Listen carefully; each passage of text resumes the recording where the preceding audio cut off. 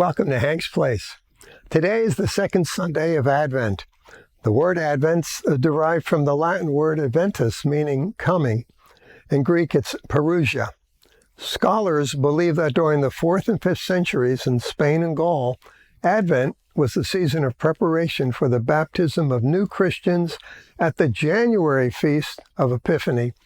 That's the celebration of God's incarnation, represented by the visit of the Magi, Jesus' baptism in the Jordan River by John the Baptist, and his first miracle at Cana. During this season of preparation, Christians would spend 40 days in penance, prayer, and fasting. Originally, there was no connection between Advent and Christmas. However, by the 6th century, Roman Christians had tied Advent to the coming of Christ, but it was his second coming. The Advent season was not explicitly linked to Christ's first coming at Christmas until the Middle Ages.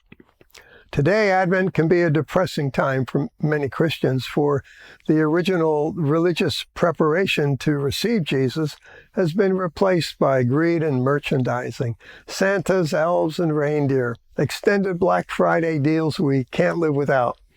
When I lived in Texas, we could find such religious symbols as inflatable snow-covered cowboy boots and cactus for our front yard.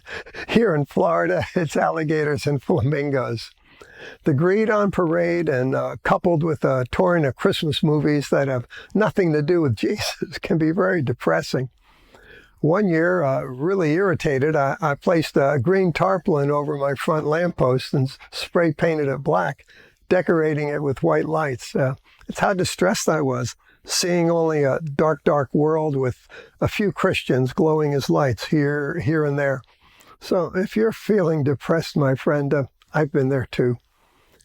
Now, I have a suggestion that might help for this Advent. I invite you to rise above the world's distorted notions of Christmas, including Jesus then in your Christmas, in particular in your decorations. I suggest you decorate yourself with Christ. Galatians 3:26 declares, "For as many of you as were baptized into Christ have put on Christ." Let that be a reality, okay?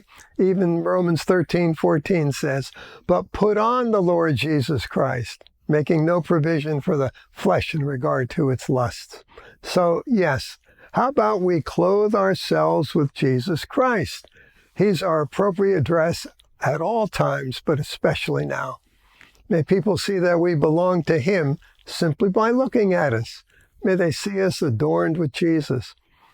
Well, how do you do that? Paul doesn't say. He says you've put them on already. Well, if you have any question, why not tell Jesus it's what you want to do? Jesus, I want to put you on. And then ask Him for His help. So help me, Lord Jesus. It's what I want this Christmas. He'll help us, believe me.